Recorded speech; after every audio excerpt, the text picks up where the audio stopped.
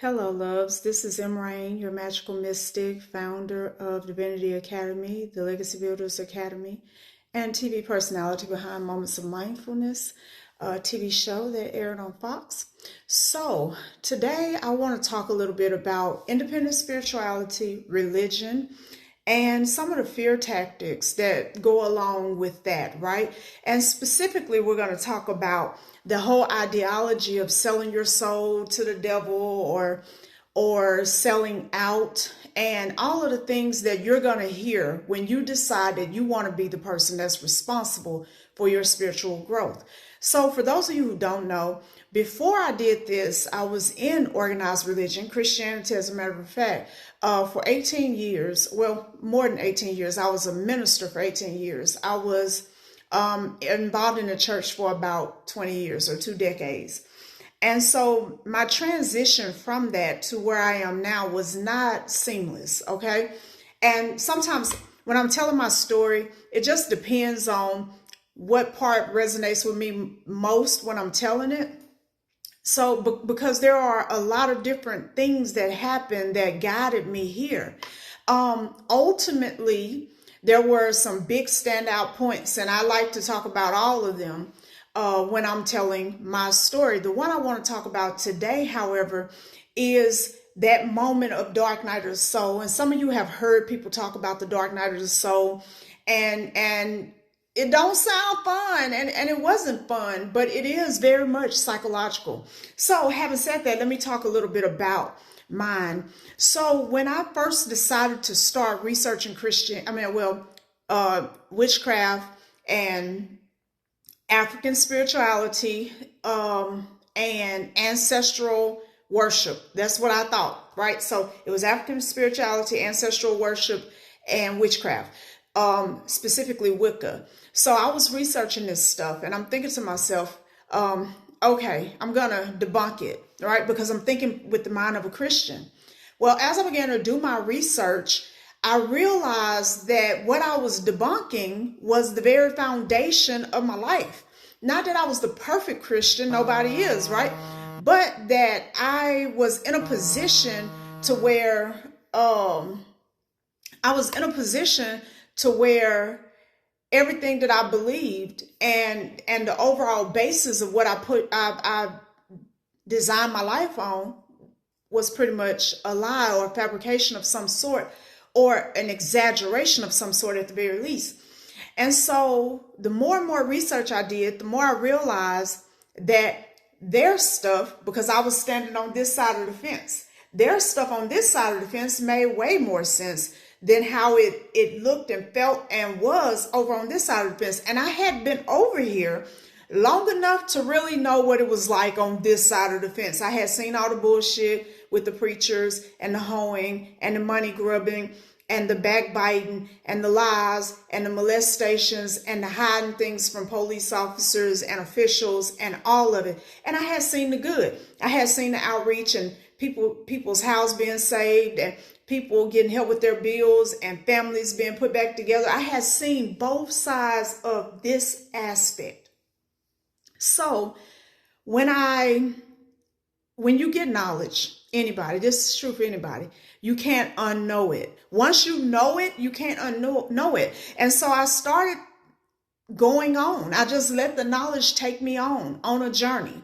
And I was in and out of so many different things and so many different belief systems and so many different creation stories and just really doing the thing. And I loved every minute of it. The knowledge was just unbelievable. But the day came where I had to decide what I really believed. And that's what a dark night of the soul is, because it was, well, if I'm not basing my morals on the Bible, where do I get them from? Can I trust myself? Because the Bible is very adamant about not trusting yourself. And I had tried to wrap my mind around that. And now here I am being forced now to trust myself and to really allow my unique humanity to blossom through, because it wasn't evil and it wasn't treacherous and all the things that I had been taught, but there was goodness inside of me naturally. So after I dealt with my own dark night of the soul, and I came out of the spiritual closet, right? So many people thought I had sold my soul. And so I want to talk to you guys about that just a bit. Because once you transition over, people are going to accuse you of worshiping the devil. They're going to say you sold your soul. They're going to accuse you of every horrible thing that you can even imagine. And these are going to be people who regularly cheat on their spouse, lie to their spouse, lie to their bosses, cheat on their taxes, speed, curse, drink, smoke, and everything else that they know based upon their belief system they're not supposed to be doing.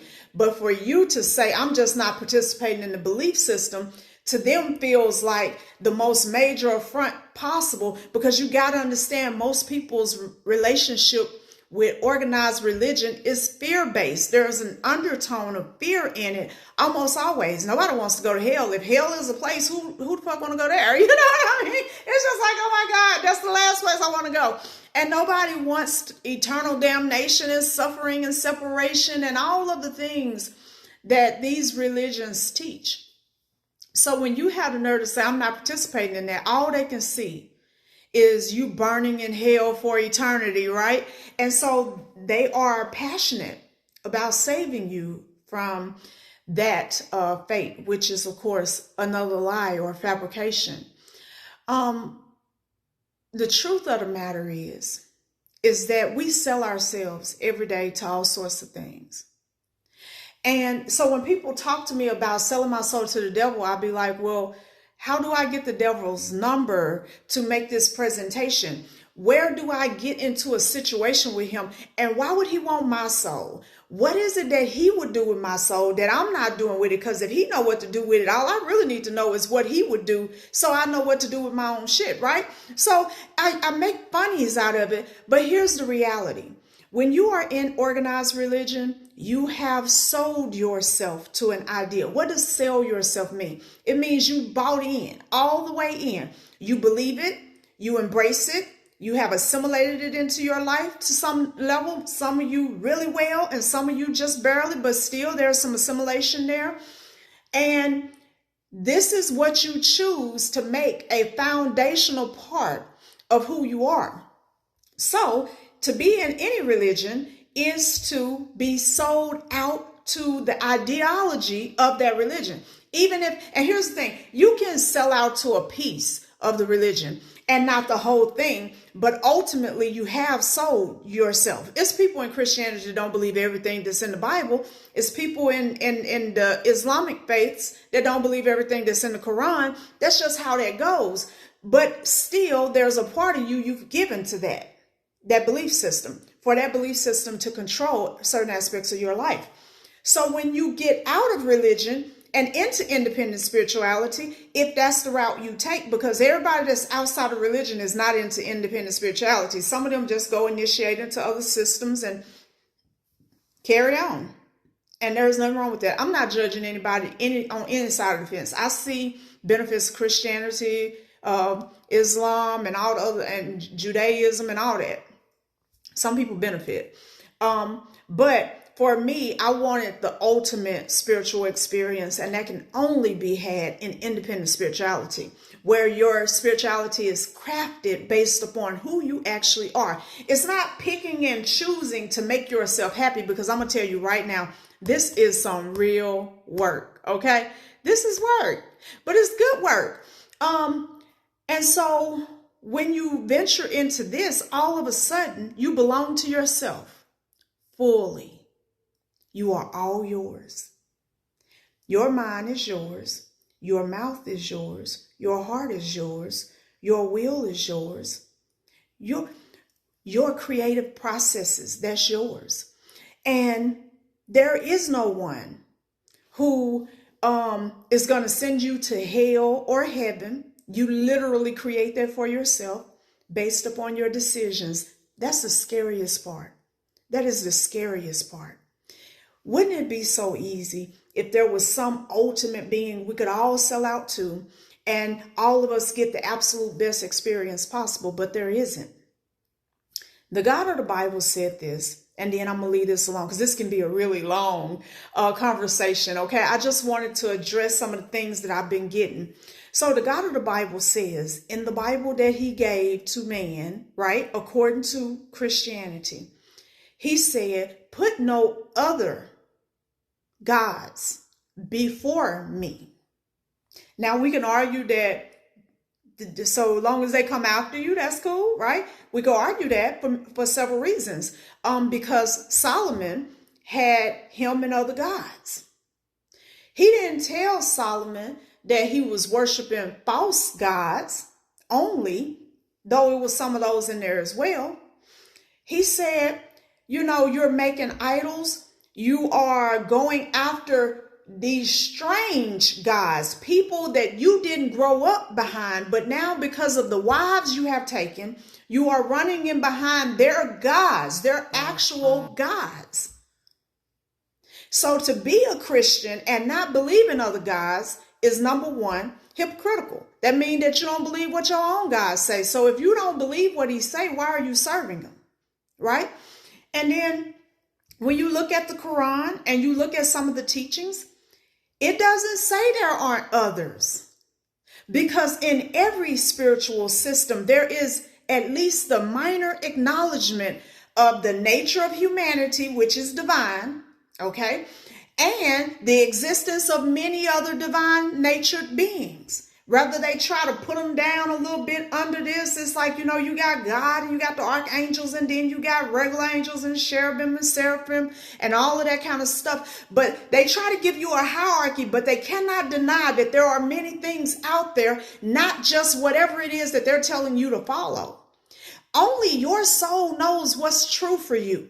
See, one of the things you guys don't really understand, and this is why I do the apprenticeship, and the reason why it's so expensive, because when you get this information, your whole life changed forever and ever and ever, unless you choose to ignore it, right? But it won't change the fact that you heard it and you did learn it. But one of the things that I teach, and a lot of times people don't know, and I'm going to give this to you for free, is that you came from somewhere. You have an origin point. That origin point may be the antithesis to Christianity or Islam or Judaism or any of those other organized religions, even African spirituality, even German spirituality, or even Celtic belief systems. It could be the antithesis to any of that. And that doesn't change the fact that here you are, you sit right here, you exist. And based upon your energy, this is where you come from. This is what you are. This is why you are. And trying to make that fit with something that was not even written for you, number one, is not good. Okay? It's not good. It causes more harm than it does help. In Christianity, I was effective as a leader. I could teach, I could inspire, I could train my ass off and all of that, but living it was troublesome because I did. And the primary reason is this, because I did not have it in me to let somebody mistreat me, silence me, and sit me in a corner and tell me to let God fix it when I had my own hands, mouth, heart, mind. I didn't have that in me to do. And so when I came into the fullness of knowledge of who I am, I realized that it never was supposed to be in me to do. That right there was not written for me. That right there was not for me to live my entire life by, but it was for me to experience. It's okay if you spent 30 years in Christianity, and some people won't let it go because they gave it 30 years. And it's just like, what am I supposed to do now? The next thing. You are not old, no matter if you are 70 or 80. You're not dead. You are yet alive, and you are alive enough to sense what's wrong with where you are right now. To feel the tug and the pull into something deeper, something more soul satisfying. Not independent spirituality is not for you to sin and act any kind of way you want, because there's still consequences. Some people call it karma. To simplify, consequences. Your soul is not reckless. Your higher self, your oversoul, it's not reckless and ridiculous and off your side so much so that it will put you in harm's way and leave you out there and make you a duck. It's not. But we've been taught that. The unlearning process is not easy. When people come to you and they say, did you sell your soul? Be like, no, I redeemed it. I redeemed it. I took it out of the hands of all of these things that I can't see, hear, that there is no consistent return on energetic investment. There is no consistent message. There's a lack of relationship. I loved God when I was a Christian. I tried to love him with everything that was in me, and I did, right? By force of will, I taught myself to love him. But I was very dissatisfied in the relationship because it was so one-sided. And that's not to say I didn't have experiences in Christianity, because I did. I was hearing from someone. I could sense and feel and see and maneuver with true spiritual power as a Christian, just like I can now. Nothing changed. The issue was I was giving that credit to some other being and not to my own oversoul and not to my own divine team, and for that matter, my own divine parentage. Just like you have parents of your body, there are parents of your soul, parents of your spirit. It is time for you to ignore what other people say so much and stop worrying so much about whether or not you're going to please everybody else by sacrificing yourself. If there is a such thing as selling your soul to the devil, then that is it. That I got to be something that I know I'm not satisfied being or happy with being, to make everybody else accept me, or to hush their mouths and make my life more peaceful. The moment that the people in your life are not okay with you living the best version of yourself possible is the moment that you're with the wrong people. And then that means it's time to shift. It's time to change. Okay.